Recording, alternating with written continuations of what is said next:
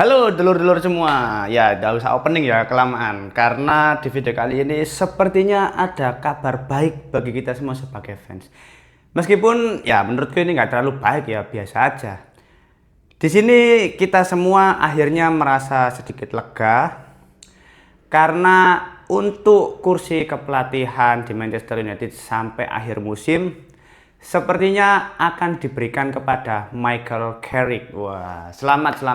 Ya, nggak terlalu senang sih, menurutku biasa aja gitu loh. Karena oh ya, ini sebetulnya belum disampaikan secara resmi oleh pihak klub Manchester United, tapi kalau aku melihat memang 90% sudah pasti Michael Carrick yang akan menjadi pelatih interim. Karena beberapa media juga sudah mengatakan bahwasanya Michael Carrick akan ditunjuk sebagai pelatih interim sampai akhir musim dan akan menjalani laga debutnya di Derby Manchester. Laga pertama langsung berat. Nah, ini ya gimana ya? Kalau aku melihat apa ya? Selama proses penunjukan pelatih interim ini ada kecurigaan kalau memang yang diinginkan oleh manajemen itu bukan pelatih yang punya prinsip, punya apa ya, punya ideologi sendiri gitu loh, punya filosofi sendiri, tapi memang pelatih yang mau nurut sama manajemen. Karena aku melihat dari dua kandidat kemarin ya, antara Ole atau Carrick, ketika melakukan presentasi di hadapan manajemen, ya aku yakin Ole pasti memiliki kebutuhan terkait pemain-pemain tertentu untuk menunjang Ole sebagai pelatih gitu loh. Dan itu sudah terjadi di kepelatihan sebelumnya, di mana Ole membutuhkan gelandang bertahan murni, menginginkan pemain-pemain seperti Haaland, Declan Rice gitu, tapi tidak dipenuhi oleh manajemen. Akhirnya manajemen memikirkan lagi, mempertimbangkan lagi. Ya kayaknya Ole ini masih sulit ya kalau masih ada kebutuhan untuk mendatangkan pemain-pemain lain, kan kita nggak punya uang ya. Nah, itu yang dipikirkan manajemen. Tapi ketika Carrick melakukan presentasi, dia simple. Pemain yang tersedia akan saya kelola dengan baik. Manajemen gak perlu ngeluarin duit. Kalau bisa tidak usah beli pemain sampai 2 tahun mendatang. Nah, itu yang dipresentasikan oleh Michael Carrick. Akhirnya manajemen, wah ini bagus ini. Ini pelatih yang tidak butuh modal. Nah, ini aja yang kita pilih sampai akhir musim. Itu kayaknya itu yang telah terjadi selama presentasi antara dua kandidat, mulai dari Ole dan juga Michael Carrick. Pada akhirnya Michael Carrick yang dipilih karena dia tipikal dia tipikal pelatih yang bisa irit gitu loh, yang tidak membutuhkan budget banyak gitu loh. Bahkan kalau kita lihat lebih jauh terkait update terbaru, kabarnya setelah peresmian Michael Carrick, Manchester United baru akan mendatangkan Ruben Neves. Nah, Ruben Amorim dipecat, yang didatangkan Ruben Neves. Ya sama-sama Ruben, gak bisa jauh-jauh dari Ruben Manchester United ini. Tapi kalau kita lihat lebih jauh lagi ya, track record Michael Carrick saat menahkodai Manchester United sebetulnya secara catatan memang nggak buruk. Karena pada waktu itu memang setelah pemecatan Ole, Carrick yang diangkat sebagai pelatih sementara. Ya, situasinya sama halnya kayak Darren Fletcher ya. Selama dia menjadi pelatih, Michael Carrick ini hanya menjalani 3 laga. Tapi kalau kita lihat 3 laga yang dijalani ini bukan laga yang mudah. Karena pada waktu itu di laga debutnya Michael Carrick harus melawan Villarreal di kompetisi Champions League saat masih berada di fase grup. Dan di laga tersebut, Manchester United berhasil meraih kemenangan dalam laga tandang. Dan karena kemenangan tersebut Michael Carrick meraih rekor yang bagus setelah 90 tahun tidak terjadi, yang mana pelatih pertama menang di laga debutnya dengan skor akhir 2-0 pada waktu itu. Hasil yang cukup memuaskan karena Cristiano Ronaldo berhasil memberikan kontribusi gol dan juga Jadon Sancho. Kalau kita lihat di laga tersebut, memang Michael Carrick ini suka dengan formasi 4-2-3-1 yang mana memang itu sangat relevan dengan kondisi skuad saat ini. Dan setelah laga tersebut ya Manchester United harus bertandang lagi melawan Chelsea, yang mana di laga kedua dari Michael Carrick sebagai pelatih itu meraih hasil seri. Nah, itu bukan hasil yang buruk juga, mengingat Chelsea pada waktu itu juga lumayan bagus.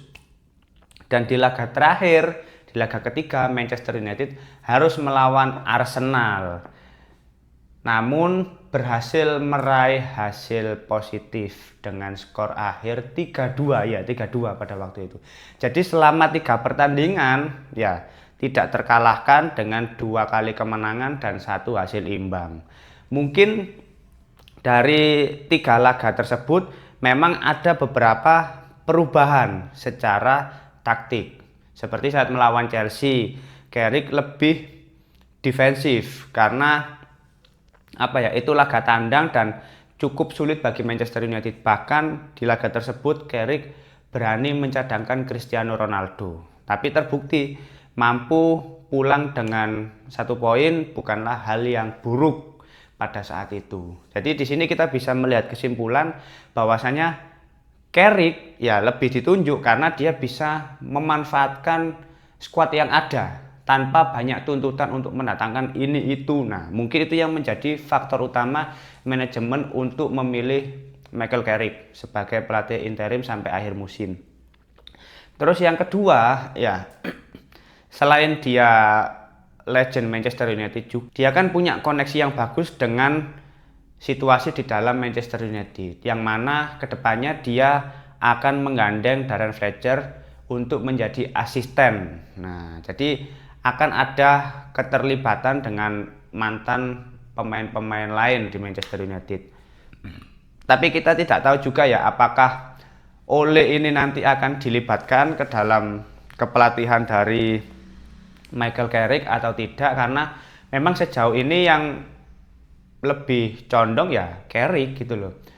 Tapi terlepas hal itu semua, aku sih berharap ya meskipun nggak berharap muluk-muluk, kalau misalkan Carrick bisa mengulang ya hasil positif di laga debutnya besok sama halnya di sebelumnya saat melawan Villarreal,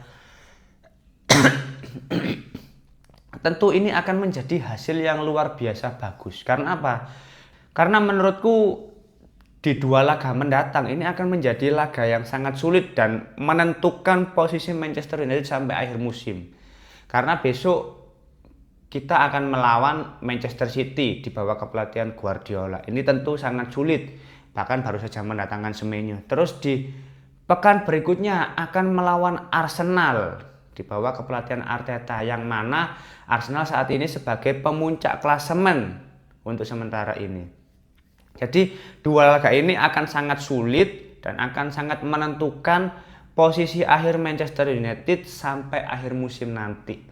Nah, kalau bisa meraih hasil positif di 2 laga ini, wah, keren. Aku yakin Michael Carrick akan dipermanenkan. Karena situasinya sebetulnya ini agak dejavu teman-teman ya. Dulu ketika Jose Mourinho dipecat, pelatih Portugal ya, Ole yang dijadikan pelatih interim. Beberapa laga bagus akhirnya dipermanenkan. Nah, situasinya sekarang juga nggak beda jauh. Ruben Amorim, pelatih asal Portugal, dipecat, akhirnya ada pelatih interim. Nanti beberapa laga bagus dia akan dipermanenkan. Apalagi ya Ruben Amorim juga pernah menimba ilmu bersama Jose Mourinho. Jadi situasinya nggak beda jauh teman-teman. Nanti kalau meraih hasil positif di beberapa laga mendatang, ya tidak menutup kemungkinan untuk dipermanenkan. Apalagi tipikal Carrick ini kan pemain yang memaksimalkan kondisi skuad yang tersedia gitu loh. Jadi nggak menye-menye, nggak muluk-muluk. Cuman yang jadi masalah apa? Skuadnya juga nggak bagus gitu loh. Dan itu terbukti Darren Fletcher pun merasakan sendiri gitu loh. 2 laga tanpa meraih kemenangan. 1 imbang, 1 kalah. Itu kan secara tren justru menurun gitu loh. Bukan hasil yang bagus. Aku yakin Fletcher pun jancuk. Tiba-tiba pemain MU gatel. Bener jare wong-wong iki.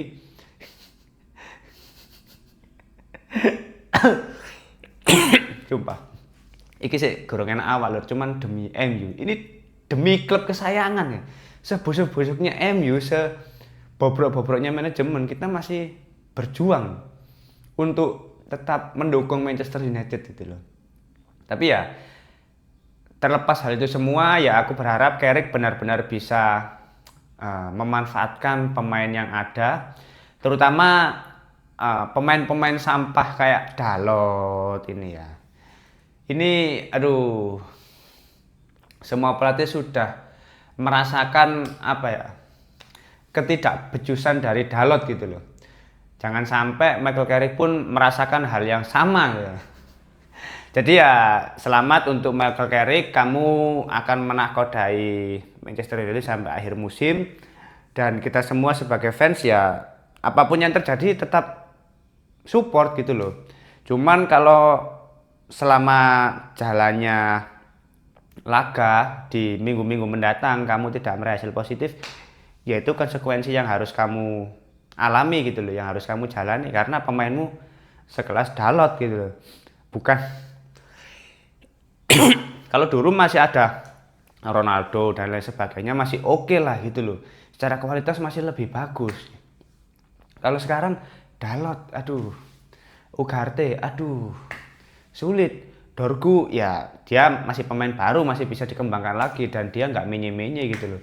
Tapi Dalot, waduh, troublemaker gitu. Ya mungkin itu dulu ya untuk video kali ini. Kalau teman-teman ada opini lain terkait kualitas dari Michael Carrick dan harapannya untuk kedepannya seperti apa ketika Manchester United dibawa ke pelatihan Carrick, atau sudah pesimis, ya nggak apa-apa, itu opini masing-masing. Langsung tulis saja di kolom komentar, nanti kita akan diskusi santai seperti biasa. Terima kasih sudah menonton video ini, jangan lupa like, komen, dan subscribe. Salam.